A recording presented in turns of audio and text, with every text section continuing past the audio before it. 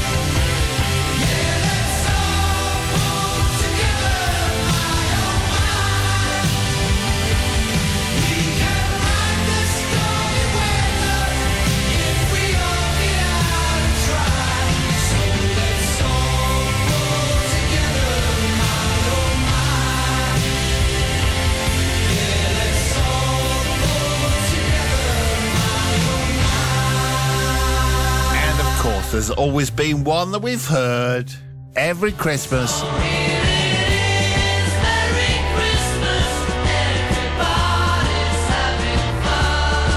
Noddy Holder and Jim Lea this afternoon. Let's start with you, Jim. When you were writing it, did you think this was going to be a major hit? Absolutely nil. I thought that other people would just do the same thing and they'd come out with it. But you wrote it in a strange place, didn't you? I wrote it in the shower. We were in America and I was very down and I was having a rough time and I was ill. And it was in the summer and I was poorly, and I was not enjoying America. This was in 1973. We'd already had two singles that had gone to number one that year. We'd had My Friend Stan, which went to number two, and I was crestfallen about that. That it didn't do another number one there? No, I don't think it ever should have been a single. Oh, right. Really. My friend Stan's got a funny old man. Oh, yeah. Oh, yeah. So we released that, and we were away, and we couldn't do Top of the Pops because we weren't there. John Lennon's finished his album on time, but the record plant in New York, but they kept a couple of weeks just in case he went over, but he hasn't gone over, which everybody can't believe. Yes. We're following John Lennon in the studio. I thought, in fact, I never met the guy, So I got in the shower and it was just a brainstorm. It was coming to me. The Christmas idea came to me. My mother-in-law had said the year before, why don't you write a Christmas song, which I thought I was very angry about her saying that to me because I was writing plenty of stuff that was number one, and how dare she say, write a Christmas song. And Noddy Holder as well. Well, it came about originally that Jimmy, his mother-in-law challenged him, saying to him, you could never write a Christmas song like a Bing Crosby song or something like that. Bing Crosby, get out of my face, And Jimmy poo-pooed it at the time, but then thought, I'll take up this challenge, I'll show her that we can do it. And he'd remembered a song that I'd written 6 years previously in the hippy-dippy psychedelic era called Buy Me a Rocking Chair. The verse was something I had already, but when I was in the shower and I was telling myself, come on, do it now, because I don't really. People say, how is the writing process? I don't know what other people do but with me, it just comes, and here it was. And it was just a perfect storm of things coming into my mind. It would be nice to be number one at Christmas. And he remembered this hippy-dippy song of mine, the chorus to it, and he put the two together, and he played it to me and said, do you remember that hippy-dippy song you wrote? And I said, yeah, of course. And he said, I want to take up the challenge of my mother-in-law and see if we can make it into a Christmas song. My mother-in-law came into my mind saying, why don't you write a Christmas song? And I thought, no one's going to expect us, the Noisemeisters, to write a Christmas song, and no one's going to expect it. Little did I know. So here it is, Merry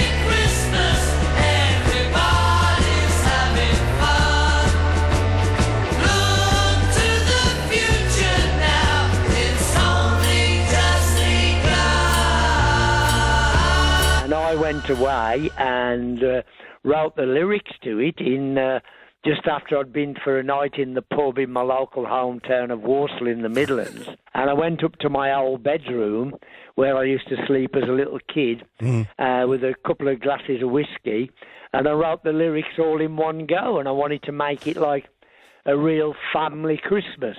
And it worked, and I mean, at the time it was the economy and there were strikes going on. It was just the same as it is now, and that's how I came up with the line, "Look to the future now, it's only just begun." Look to the future now, it's only just begun.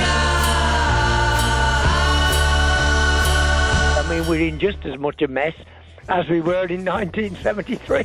Yeah. I love hearing the stories behind, well, iconic songs like that. You did.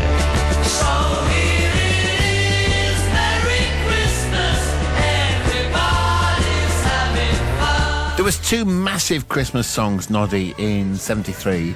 There was yours, obviously, and also the one by Wizard. When the snowman brings you snow, well, he just might like to know, just put a great big smile on somebody. Was there a huge competition to get the Christmas number one? Well, we never thought of it as a battle. We were big mates with Wizard, particularly Roy Wood. I was big pals with him. Wow. They didn't know we were doing a Christmas record.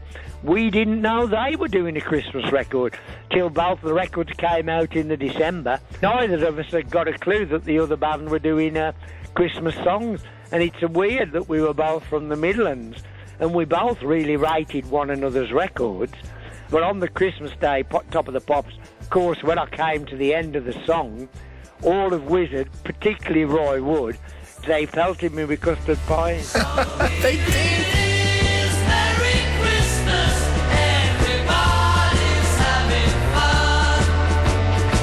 I asked Shakin' Stevens about his Christmas hit. You know, when you just go about your normal business, I don't know, in a supermarket or something, when it comes on. What do? You start bopping around with it, or? Not really. I sort of ducked out. And then surely people will shout, you know, your trademark. It's Christmas! Particularly in December, I get it 20, 30 times a day. But everybody thinks it's the first time I've heard it and anybody shouted it at me. I love it when they come up in the street and they tell me, we've just sung that song at the school concert or the carol concert. That's brilliant because it's new generations every year are hearing the song. PRS, who control the worldwide plays of records, of songs, they told us recently that every year our record gets heard by 3 billion people. Good grief. Which is phenomenal around the world. We'll go back to Jim Lea, who co-wrote the song with you. But that must put a massive smile on your face, Noddy. Well, it does, and it puts a big smile on my bank manager's faces.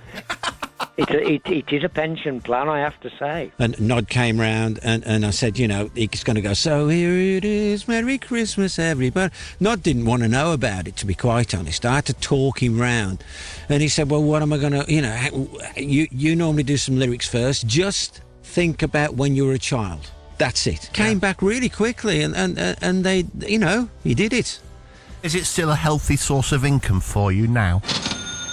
It's not as much as people think. There's always a load of rubbish spoken about, you know, it's £1 million every Christmas. It's ridiculous, you know. It becomes like ham sandwiches, you know. You might like ham sandwiches, but you wouldn't want them every day of the week. It's not Christmas until I've heard that song, you know. Forget the rest of them. Even the Wizard one pales into insignificance compared to the Slade one. But we didn't have bells and kids and all that stuff and tinsel. Ours was singing something about Christmas. It was difficult putting it down because Don had a memory problem.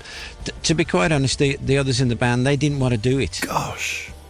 They didn't want to do a Christmas song, so there was never rehearsed. The thing is, Simon, we never, ever socialised with one another. Incredible. And here it was, and Paul McCartney told me he wished he'd written it. I bet he did. Yeah. Are you hanging up or starting on your wall?